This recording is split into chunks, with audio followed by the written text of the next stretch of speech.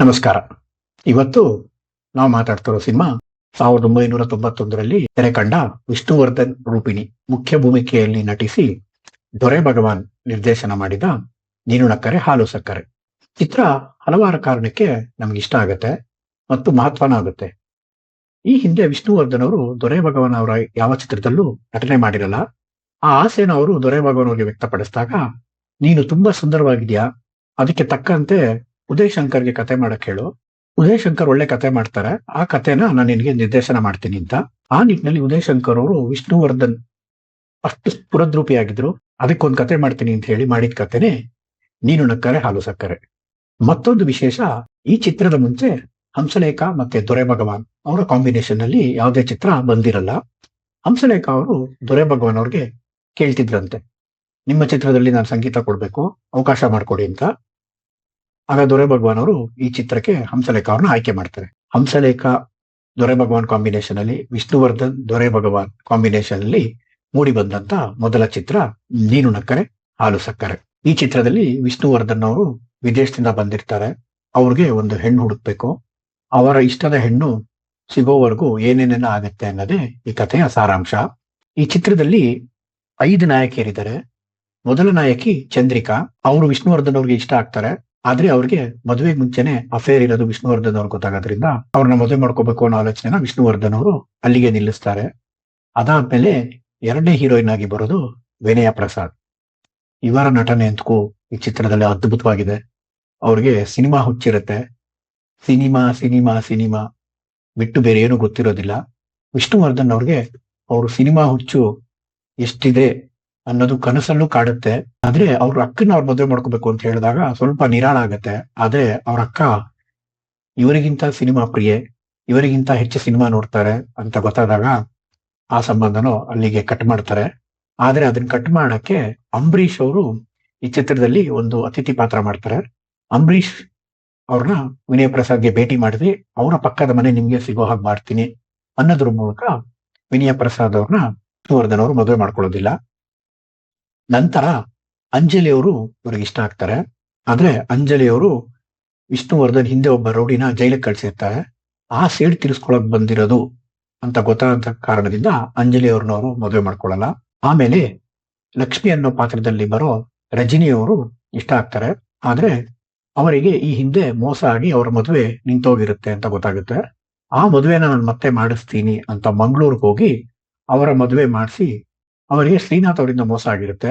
ಅವರ ತಂಗಿ ರೂಪಿಣಿನ ವಿಷ್ಣುವರ್ಧನ್ ಅವರು ಪ್ರೀತಿಸೋ ಮೂಲಕ ಅವ್ರನ್ನ ಮದುವೆ ಮಾಡ್ಕೊಂಡು ಲಕ್ಷ್ಮಿ ಪಾತ್ರ ಮಾಡಿರೋ ರಜನಿ ಅವ್ರಿಗೂ ಮದುವೆ ಮಾಡಿಸಿ ಈ ಚಿತ್ರ ಸುಖಾಂತ್ಯ ಕಾಣುತ್ತೆ. ಈ ಚಿತ್ರದಲ್ಲಿ ವಿಷ್ಣುವರ್ಧನ್ ಅವರ ಅಭಿನಯ ತುಂಬಾ ಸರಳವಾಗಿದೆ ಮತ್ತು ಅಲ್ಲಲ್ಲಿ ಒಳ್ಳೊಳ್ಳೆ ಕಾಮಿಡಿ ಡೈಲಾಗ್ಗಳನ್ನ ಚಿ ಉದಯ್ ಶಂಕರ್ ಅವರು ಬಹಳ ಚೆನ್ನಾಗಿ ಬರ್ದಿದ್ದಾರೆ. ಟೆನೆಂಟ್ ಅಂತ ಕರ್ಕೊಂಬರೋದ್ ನೀವು, ಟೆಂಟ್ ಎತ್ಸದ್ ನಾವು ಅಂತ ಉಮೇಶ್ ಅವ್ರು ಹೇಳೋ ಡೈಲಾಗ್ ಇರ್ಬೋದು, ಆಂಜನೇಯನ ವೇಷ ಹಾಕೊಂಡು ರೂಪಿಣಿ ಅವ್ರಿಗೆ ಎದುರಿಸೋದಿರ್ಬೋದು. ಈ ರೀತಿ ಚಿತ್ರದುದ್ದಕ್ಕೂ ಕಾಮಿಡಿ ಮೂಲಕನೇ ನಮ್ಮನ್ನ ತೇಲಿಸ್ಕೊಂಡು ಹೋಗ್ತಾರೆ. ವಿನಯ ಪ್ರಸಾದ್ ಅವರ ಆಕ್ಟಿಂಗ್ ಅದಕ್ಕೂ ಅದ್ಭುತವಾಗಿದೆ. ಈ ಚಿತ್ರದ ಇನ್ನೊಂದು ವಿಶೇಷತೆ ಅಂದ್ರೆ, ಈ ಚಿತ್ರದಲ್ಲಿ ಹಂಸಲೇಖ ಆಗ ಸಾಹಿತಿ ಸಂಗೀತ ನಿರ್ದೇಶಕ ಎರಡೂ ಮಾಡ್ತಿದ್ರು ಕೂಡ ದೊರೆ ಭಗವಾನ್ ಅವರು ಈ ಚಿತ್ರಕ್ಕೆ ಕೆಲವು ಹಾಡನ್ನ ಚಿ ಉದಯ್ ಶಂಕರ್ ಅವ್ರು ಬರೀತಾರೆ ಅಂದಾಗ ಹಂಸಲೇಖ ಸಂತೋಷದಿಂದನೇ ಒಪ್ಕೋತಾರೆ. ಈ ಚಿತ್ರಕ್ಕೆ ಹಂಸಲೇಖ ಅವರ ಹಿನ್ನೆಲೆ ಸಂಗೀತ ಸಾಕಷ್ಟು ಮೆರುಗನ್ನ ತಂದುಕೊಟ್ಟಿದೆ. ಚಿತ್ರದುದ್ದಕ್ಕೂ ಅವ್ರು ಕೊಟ್ಟಿರೋ ಬ್ಯಾಕ್ ಗ್ರೌಂಡ್ ಮ್ಯೂಸಿಕ್ ಅದ್ಭುತವಾಗಿದೆ. ಮದುವೆಯ ಜಂಜಾಟ ಬೇಡಣ್ಣೋ ಅನ್ನೋ ಬ್ಯಾಕ್ ಗ್ರೌಂಡ್ ಮ್ಯೂಸಿಕ್, ವಿಷ್ಣುವರ್ಧನ್ ಅವ್ರು ನಡ್ಕೊಂಡ್ ಬಂದಾಗ ವಾ ವಾ ಅಂತ ಬರೋ ಮ್ಯೂಸಿಕ್, 5 ಜನ ಹೀರೋಯಿನ್ಗಳಿಗೆ 5 ಬ್ಯಾಕ್ ಗ್ರೌಂಡ್ ಮ್ಯೂಸಿಕ್ ಮತ್ತು ಎಲ್ಲಾ ಹಾಡುಗಳು ಅದ್ಭುತವಾಗಿ ಮಾಡಿದ್ದಾರೆ. ಈ ಚಿತ್ರದಲ್ಲಿ ಹಾಡುಗಳು ಮತ್ತು ಬ್ಯಾಕ್ ಗ್ರೌಂಡ್ ಮ್ಯೂಸಿಕ್ಗಳು ಇಷ್ಟು ಯಶಸ್ವಿ ಆಗಿದ್ದಕ್ಕೆ ಹಂಸಲೇಖ ಅವರಿಗೆ ನಾವು ಕ್ರೆಡಿಟ್ ಕೊಡ್ಲೇಬೇಕು. ಹಿನ್ನೆಲೆ ಸಂಗೀತದಿಂದನೂ ಸಿನಿಮಾನ ಮೇಲೆತ್ತಬಹುದು ಅಂತ ಕನ್ನಡದಲ್ಲಿ ದೊಡ್ಡ ಮಟ್ಟದಲ್ಲಿ ಸಾಧಿಸಿ ತೋರಿಸಿದವರು ಹಂಸಲೇಖ ಅವರು. ವಿನಯ ಪ್ರಸಾದ್ ಅವ್ರಿಗೆ ಸಿನಿಮಾ ಸಿನಿಮಾ ಸಿನಿಮಾ ಅಂತ ಬರುತ್ತೆ. ಅಂಜಲಿ ಅವ್ರು ಬಂದಾಗ ಲವ್ಲಿಂಗ ಲವ್ಲಿಂಗ ಅಂತ ಬರುತ್ತೆ. ರಜನಿ ಅವ್ರು ಬಂದಾಗ್ಲೂ ಒಂದು BGM ಬರುತ್ತೆ. ರೂಪಿಣಿ ಅವ್ರು ಬಂದಾಗ್ಲೂ ಒಂದು BGM ಬರುತ್ತೆ. ಈ ರೀತಿ ಒಂದೊಂದು ನಾಯಕಿಯರಿಗೂ ಒಂದೊಂದು BGM ಕೊಟ್ಟು ಒಂದೊಂದು ನಾಯಕಿಯರಿಗೂ ಒಂದೊಂದು ಡಿವೇಟ್ ಕೊಟ್ಟಿದ್ದಾರೆ. ಎಲ್ಲಾ ಹಾಡುಗಳು ತುಂಬಾ ತುಂಬಾ ಚೆನ್ನಾಗಿ ಬಂದಿದೆ. ರೂಪಿಣಿ ಅವ್ರನ್ನ ಮದುವೆ ಮಾಡ್ಕೊಳ್ಳೋ ಕಾರಣಕ್ಕೆ ಅವ್ರ ಜೊತೆ ಮಾತ್ರ 2 ಹಾಡಿದೆ. ಎಲ್ಲಾ ಹೀರೋಯಿನ್ಗಳು ಒಂದು ತೂಕ ಇದೆ, ಯಾರು ಹೆಚ್ಚು ಅಲ್ಲ, ಯಾರು ಕಡಿಮೆನೂ ಅಲ್ಲ.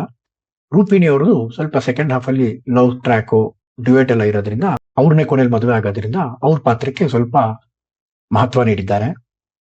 ಚಿತ್ರದಲ್ಲಿ ಮುಖ್ಯಮಂತ್ರಿ ಚಂದ್ರು, ಶ್ರೀನಾಥ್ ಅವರು, ಬಾಲಕೃಷ್ಣ ಅವರು, ರಮೇಶ್ ಭಟ್ ಅವರು ಅವ್ರವ್ರ ಪಾತ್ರನ ಅಚ್ಚುಕಟ್ಟಾಗಿ ಮಾಡಿದ್ದಾರೆ.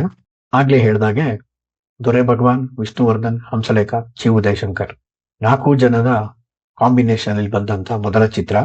ಈ ಚಿತ್ರ ಅನ್ಕೊಂಡಷ್ಟು ಯಶಸ್ಸು ಕಾಣದೇ ಇದ್ರೂ ಕೂಡ 50 ದಿನಗಳ ಪ್ರದರ್ಶನ ಕಂಡು ಯಶಸ್ವಿ ಚಿತ್ರ ಅಂತ ಅನ್ನಿಸ್ಕೊಳ್ಳುತ್ತೆ. ಮತ್ತು ಈ ಚಿತ್ರ ವಿಷ್ಣುವರ್ಧನ್ ಅವ್ರು ಮಾಡಿರೋ ಒನ್ ಆಫ್ ದ ಬೆಸ್ಟ್ ಸ್ವಮೇಕ್ ಮೂವೀಸ್ ಅನ್ನೋದ್ರಲ್ಲಿ ಯಾವುದೇ ಅನುಮಾನ ಇಲ್ಲ.